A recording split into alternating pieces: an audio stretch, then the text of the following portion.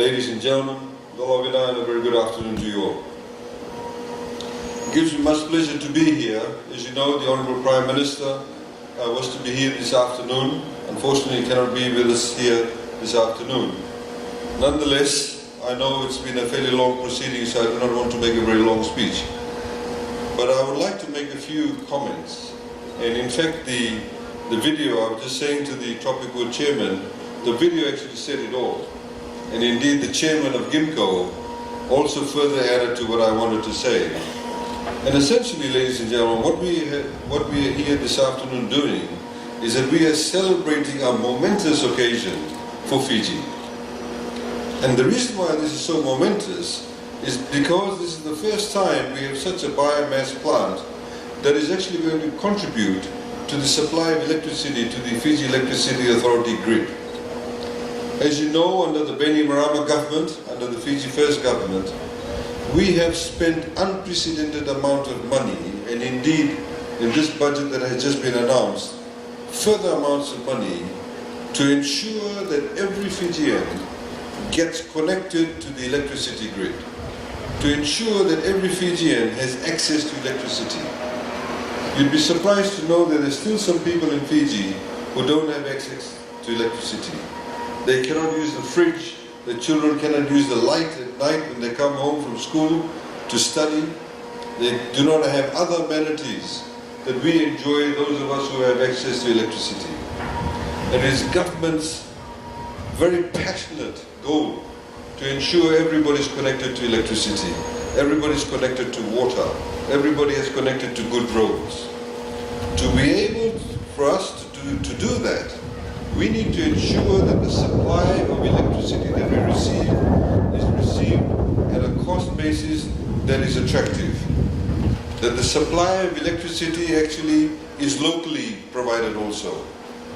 As the chairman highlighted of GIMCO, today actually we spend $1 billion a year in buying fuel from overseas, fossil fuel. That fuel is used to, of course, not just run our cars and buses and trucks, but also is used to generate electricity.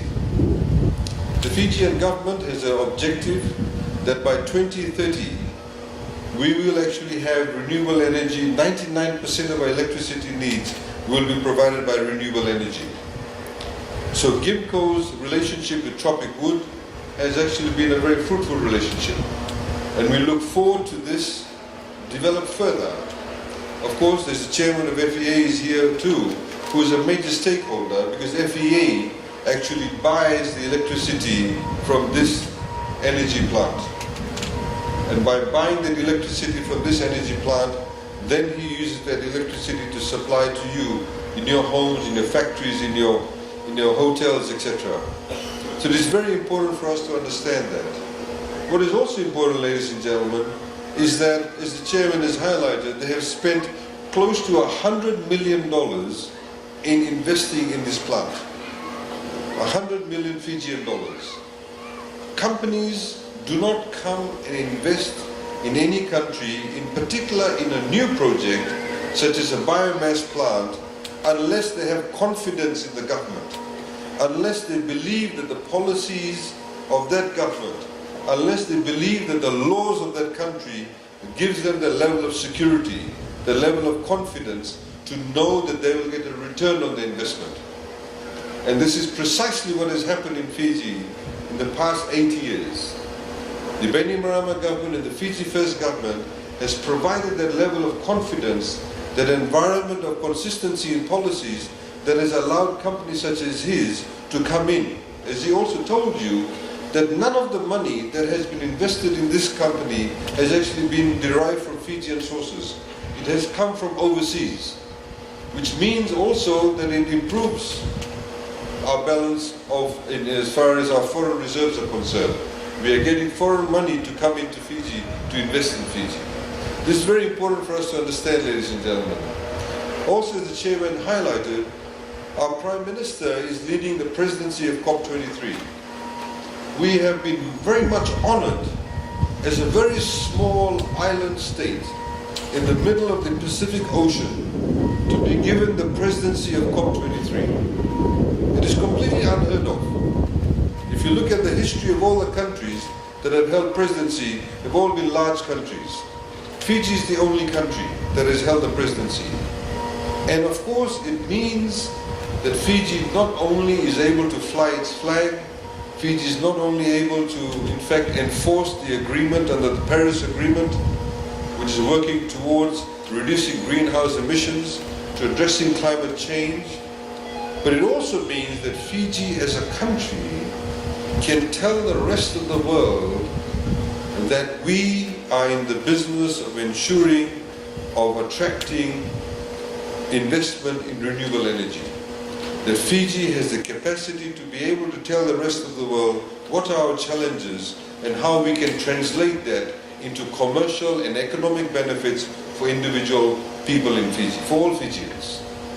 The landowners, of course, in this particular instance, are going to receive more income from the new leases that have been granted. Of course, on the 4th of August, the Honorable Prime Minister will be, as he has been doing for the past couple of years now, because tropic wood is doing really well, so is Fiji pine.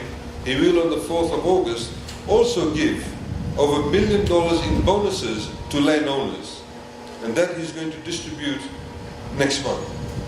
So, ladies and gentlemen, what we are doing is we are creating an environment where it's not only good for businesses, foreign businesses coming to Fiji, but it's also for the betterment of the landowners and all Fijians who are actually able to contribute to this new investment area in Fiji. Ladies and gentlemen, I think the last but not least point is we all need to be mindful of the fact that all energy requirements that we do have comes at a cost. We need to be able to understand that we have to pay for this cost.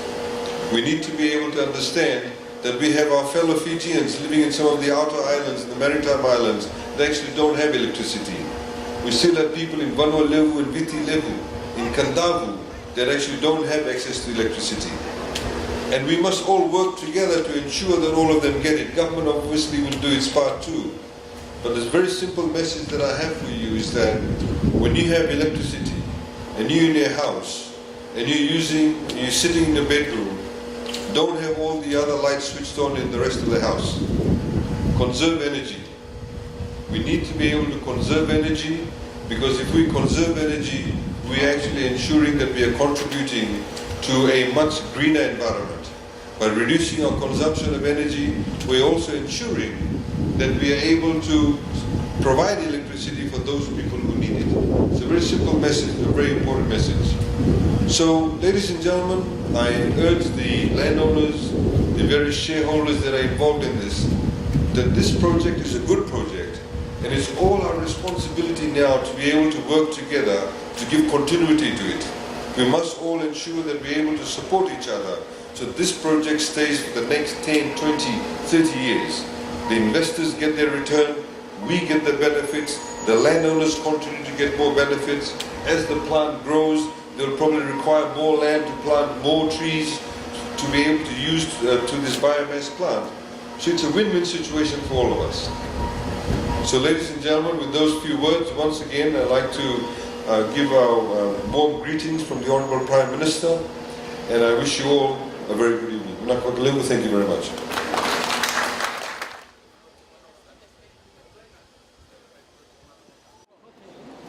1, 2, 3.